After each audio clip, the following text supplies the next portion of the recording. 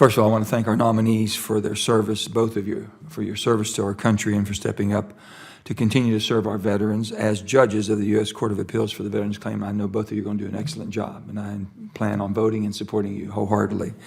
I take these nomination hearings very seriously. Enjoyed meeting with both of you all yesterday in my office. However, I'm going to apologize right now for using my time here to address the horrible deaths of veterans at the Clarksburg VA, where last year up to 11 veterans were murdered by a VA employee who used unauthorized insulin injections to kill them.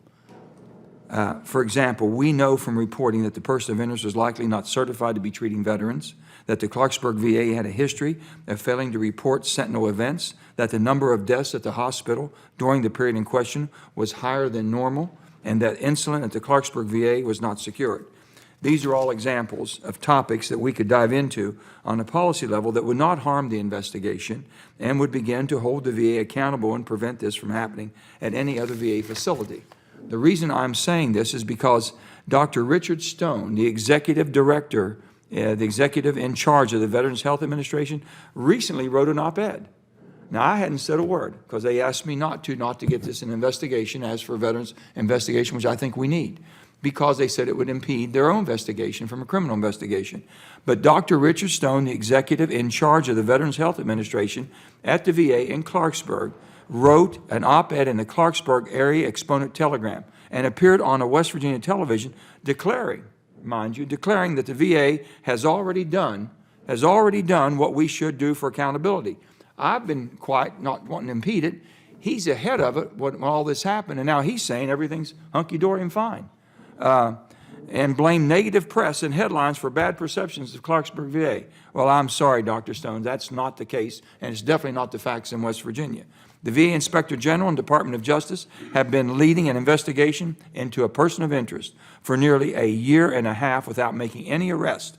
I've spoken many times to Inspector General Missel and the U.S. Attorney for the Northern District of West Virginia, Bill Powell, and understand that we have to be careful not to interfere with an ongoing criminal investigation. But I want to know when our family members of victims are going to get answers. When are we going to have some accountability other than just an op-ed by the person in charge saying everything's fine? Something's wrong. My office receives more than 20 calls per week from victims of family members of people who don't even know if their family member's death at Clarksburg was part of this string of homicides. Can you imagine losing a loved one during this period of time that's been reported that we had homicides and no one has any answers at all? So we can't figure out with the VA and investigators who refuse to answer for the sake of protecting investigations. Veterans all across West Virginia can contact our office. They ask me, how's the VA going to be held accountable for many obvious systematic VA issues that caused these murders to continue for at least 6 months in 2018? First of all, the insulin wasn't even secured. The medicine wasn't even secured how it was dispensed. Just so many violations. I've repeatedly called on my colleagues to immediately hold a hearing. If it was in your state, if this happened to any of your constituents, you would feel the same way as I do. On the policies and procedures in place at the VA, it led to 11 veterans being murdered. 11 veterans being murdered at the hands of a VA employee. What type of background check did they go through? How do we basically vet these people to where they should even be in any hospital setting, let alone a veterans hospital? But have been cautioned that we can't hold the VA accountable until the investigations are completed.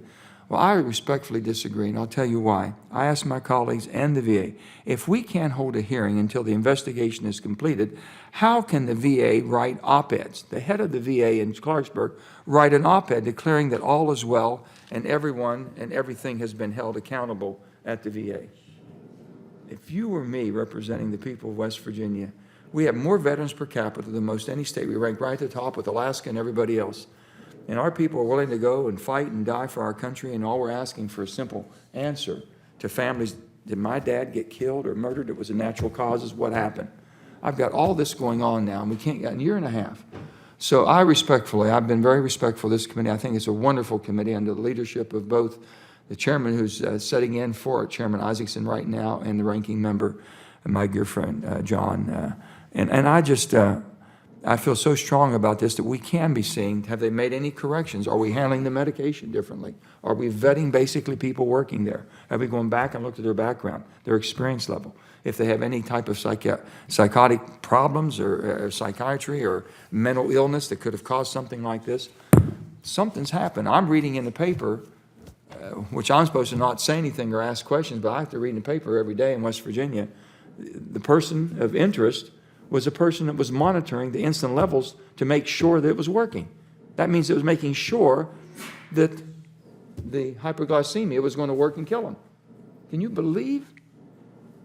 This is what we're dealing with. And I hate to use this time because I think you two are going to be wonderful. I support both of you. Had a great conversation.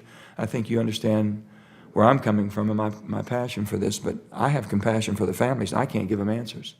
And enough's enough.